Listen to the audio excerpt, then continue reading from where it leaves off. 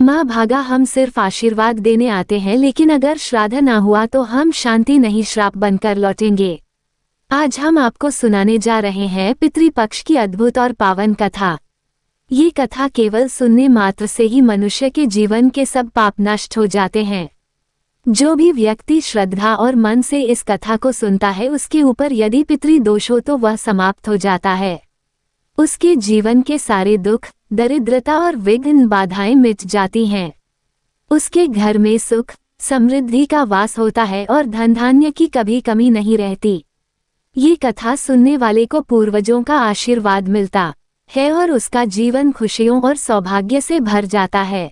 पितृपक्ष का महत्व अत्यंत गहरा है। शास्त्रों में कहा गया है कि इस समय हमारे पूर्वज स्वयं धरती पर आते हैं और अपने वंशजों से तर्पण और स्मरण की अपेक्षा करते हैं। जब हम उनका विधि पूर्वक स्मरण करते हैं तो वे संतुष्ट होकर हमें आशीर्वाद देते हैं। उनके आशीर्वाद से जीवन में सफलता, शांति और प्रगति का मार्ग प्रशस्त होता है। लेकिन यदि उन्हें भुला दिया जाए तो उनका असंतोष परिवार में दुख और विघ्न बढ़ा देता है। इसलिए पितृपक्ष केवल एक धार्मिक पर्व नहीं, बल्कि यह हमारे पूर्वजों के प्रति कृतज्ञता व्यक्त करने का सर्वोच्च अवसर है। यही महान कथा भगवान श्री कृष्ण ने अपने प्रिय वाहन गरुड़ जी को सुनाई थी। जब गरुड़ जी ने विनम्र भाव से भगवान से प्रश्न किया, हे प्रभु, पितृपक्ष का इतना महत्व क्यों है? इसमें क्या रहस्य छुपा है और क्यों कहा जाता है कि इसे मानने से जीवन के सारे दोष मिट जाते हैं? तब भगवान श्री कृष्ण ने मधुर मुस्कान के साथ कहा, गरुड़, पितृपक्ष का महत्व शब्दों में नहीं समा सकता। इसे समझने के लिए तुम्हें एक कथा सुननी होगी। इस कथा को सुनने मात्र से ही पितृदोष समाप्त होते हैं। जीवन से दुख और दरिद्रता दूर हो जाती है और घर परिवार में सुख और समृद्धि का वास होता है। और फिर भगवान श्री कृष्ण ने गरुड़ जी को वह अद्भुत कथा सुनानी प्रारंभ की। दोस्तों, आप भी इस कथा को ध्यानपूर्वक अवश्य सुने। इस कथा के श्रवण मात्र से मनुष्य के सभी पाप और दोष नष्ट हो जाते हैं। पितृदोष से मुक्ति मिलती है, सभी कर्ज उतर जाते हैं और धन धैर्य तथा संपत्ति की प्राप्ति होती है। साथ ही सुंदर और गुणवान पत्नी का लाभ होता है। संतानहीन को संतान की प्राप्ति होती है। ये कथा अत्यंत महान है और विशेषकर पितृपक्ष में इसका श्रवण अवश्य करना चाहिए। इस कथा के सुनने से पितर देव प्रसन्न होकर वरदान देते हैं। श्री कृष्ण कहते हैं, हे गरुड़, प्राचीन काल की बात है। रुचि नामक एक राजा थे। उन्होंने संसार के मोह माया को त्याग दिया और निर्भय होकर ब्रह्मचर्य का पालन करते हुए पृथ्वी पर विचरण करने लगे। वे संसार की सभी भोग विलास की वस्तुओं को छोड़ चुके थे। उन्होंने घर गृहस्थी से भी नाता तोड़ लिया था। वे केवल एक बार भोजन करते और अधिकतर वन में ही विचरण करते रहते थे। राजा रुचि को ऐसा वैराग्य धारण किए देख उनके पितृ अत्यंत दुखी हो गए।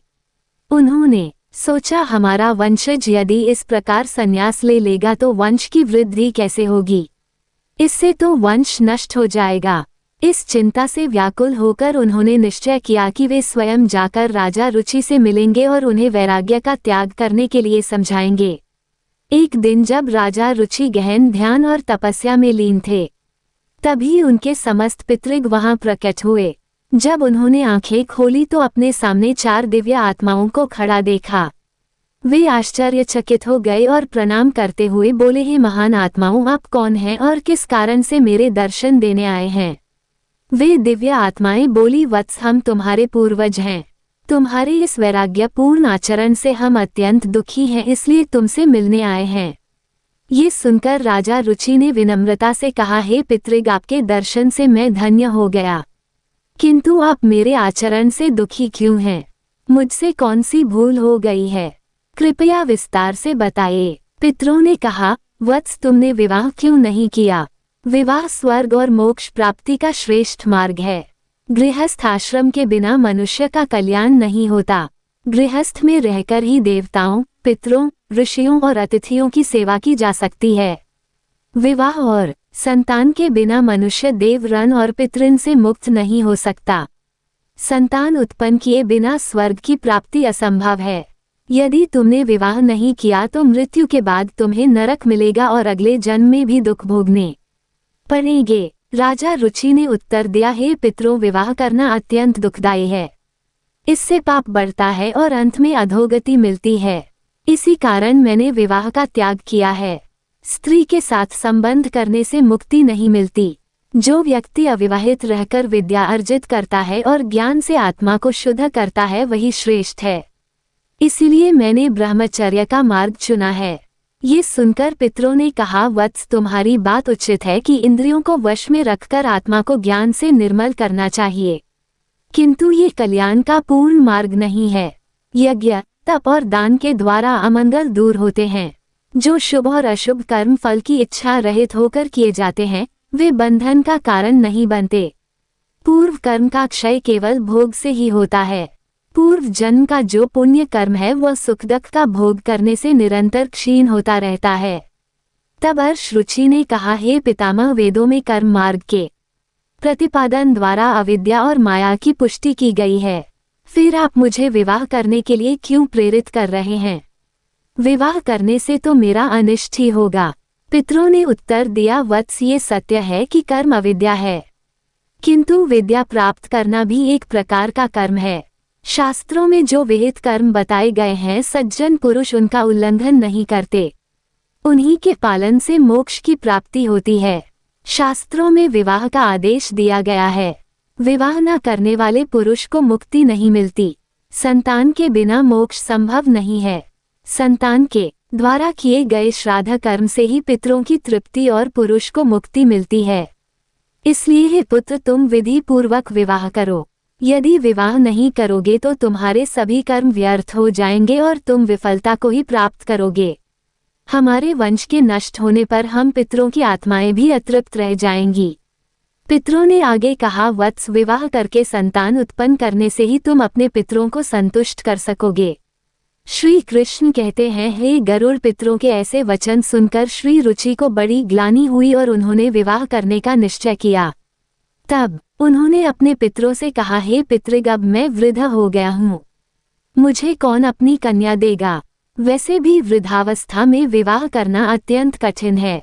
पितरों ने कहा, हे वत्स, यदि तुमने हमारे वचनों का पालन नहीं किया तो हम पितरों का पतन हो जाएगा और तुम्हारी भी अधोगति होगी। इतना कहकर वे अदृश्य हो गए। श्री कृष्ण कहते हैं, हे गरुड़, पितरों की बातें सुनकर और श्री रुचि अत्यधिक व्याकुल हो उठे। वे अपने पितरों की मुक्ति के लिए विवाह करने का विचार करते हुए कन्या की खोज में पृथ्वी पर विचरण करने लगे, किंतु उन्हें कहीं भी योग्य कन्या न मिली। बार बार पितरों के वचनों को याद करके वे चिंता में डूब जाते और सोचते, अब मैं क्या करूं, कहाँ जाऊं? मेरे पितरों की मुक्ति के लिए कौन स्त्री मुझसे विवाह करेगी? बहुत देर तक मनन करने के बाद ऋषि रुचि ने ब्रह्मा जी की तपस्या करने का निश्चय किया। उन्होंने 100 वर्षों तक वन में घोर तपस्या की। उनकी कठोर साधना से प्रसन्न होकर जगत पिता ब्रह्मा जी उनके समक्ष प्रकट हुए और बोले, हे रुचि, मैं तुम्हारी तपस्या से प्रसन्न हूँ। जो भी अभिलाषा हो बताओ, मैं अवश्य उसे पूर्ण करूँगा। ऋषि रुचि ने विनम्रता पूर्वक प्रणाम करते हुए कहा, हे परमपिता, मेरे पितरों ने मुझे संतान उत्पन्न करने का आदेश दिया है, किंतु मुझे विवाह योग्य कोई कन्या नहीं मिल रही। कृपया मुझे एक कन्या प्रदान करें ताकि विवाह करके मैं संतान प्राप्त कर सकूं। तब ब्रह्मा जी बोले, हे विप्र, तुम स्वयं संसार के प्रजापति बनोगे। तुम्हारे द्वारा प्रजा की सृष्टि होगी। तुम्हारे पितरों ने जो कहा है वह सत्य है। तुम्हें विवाह करना चाहिए। इस अभिलाषा को मन में रखते हुए पितरों की पूजा करो। वे प्रसन्न होकर तुम्हें उत्तम स्त्री प्रदान करेंगे और तुम्हारी इच्छा पूर्ण होगी। इतना कहकर ब्रह्मा जी अंतर्ध्यान हो गए। ब्रह्मा जी के वचन सुनकर ऋषि रुचि ने निश्चय किया कि वे पुनः अपने पितरों को प्रसन्न करेंगे। वे एक नदी के तट पर पहुंचे और एकांत में बैठकर अपने पितरों का तर्पण किया। तर्पण के बाद एकाग्रचित होकर वे भक्ति पूर्वक पितरों की स्तुति करने लगे।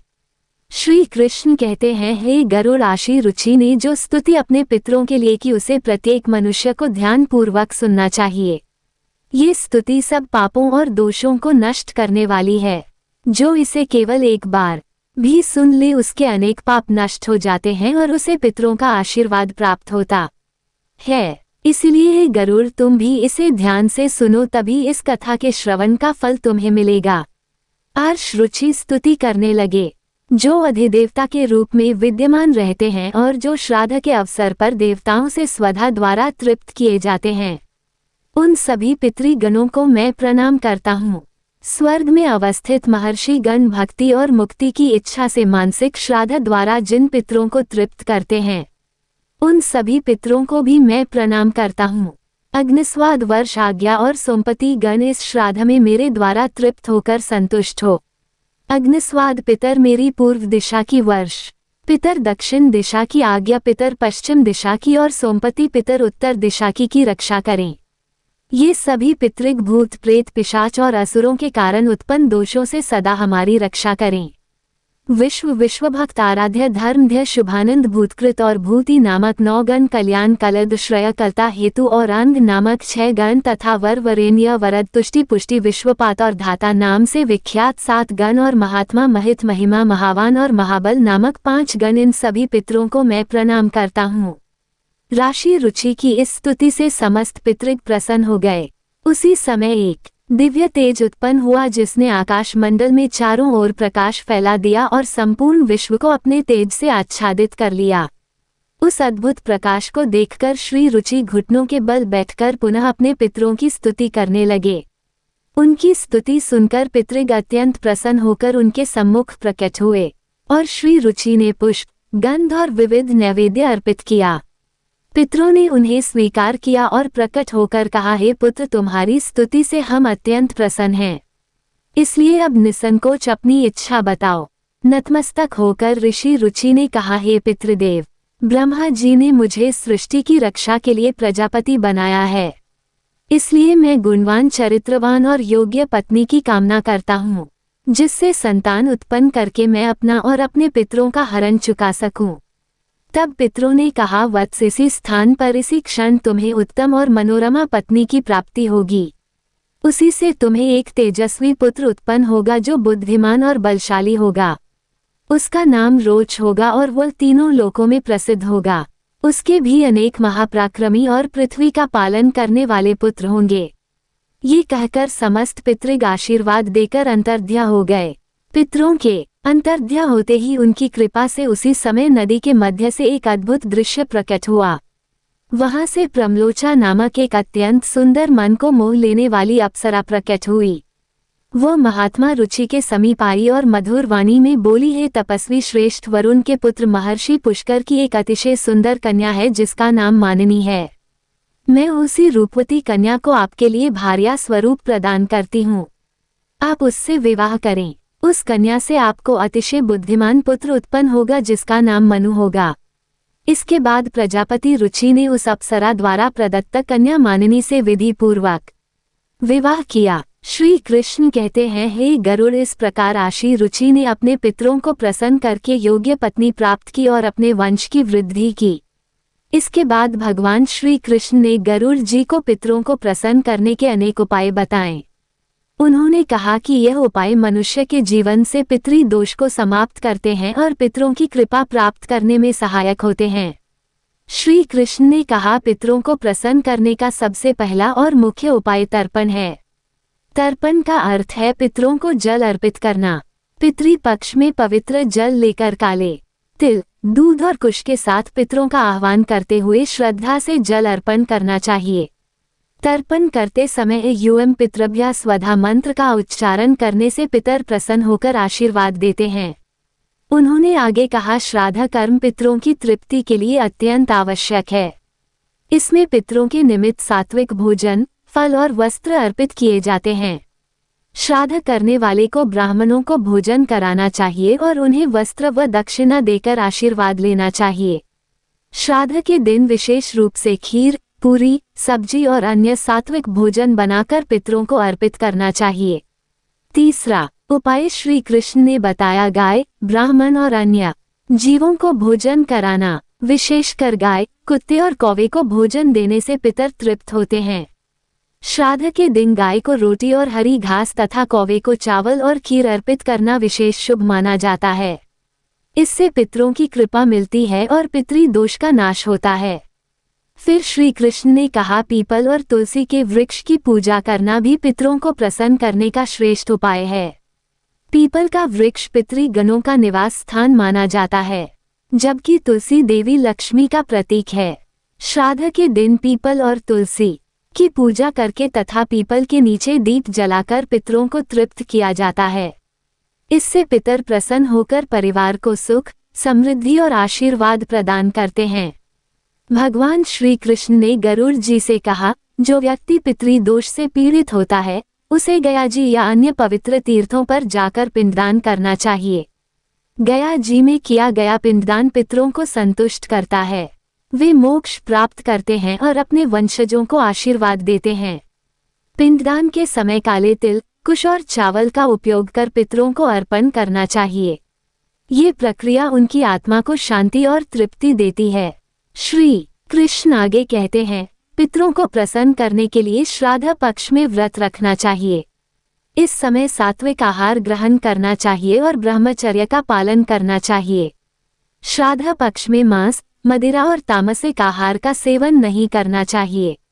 व्रत के दौरान भगवान विष्णु, शिव और देवी लक्ष्मी की आराधना करनी चाहिए। इससे पितरों की आत्मा को शांति मिलती है और वे प्रसन्न होकर आशीर्वाद देते हैं। भगवान श्री कृष्ण ने बताया, पितरों को संतुष्ट करने का एक विशेष उपाय है अन्नदान और वस्त्रदान। गरीबों, ब्राह्मणों और साधुओं को भोजन और वस्त्र अर्पित करने से पितरों की आत्मा तृप्त होती है। श्राद्ध पक्ष में किया गया ये दान मनुष्य को अपार पुण्य देता है और पितृ दोष से मुक्ति दिलाता है। पितरों की कृपा से परिवार में सुख समृद्धि बनी रहती है। उन्होंने कहा, पवित्र नदियों विशेषकर गंगा में स्नान करके पितरों के लिए जल अर्पित करना अत्यंत शुभ माना जाता है। गंगा जल पितरों की तृप्ति का सर्वोत्तम माध्यम है। इससे पितृ दोष समाप्त होता है और व्यक्ति के पाप धुल जाते हैं।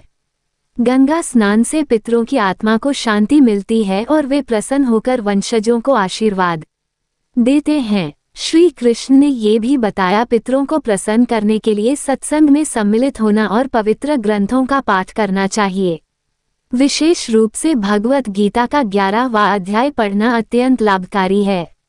इसके पाठ से पितरों की आत्मा को शांति मिलती है और वंशजों पर उनकी कृपा बनी रहती है।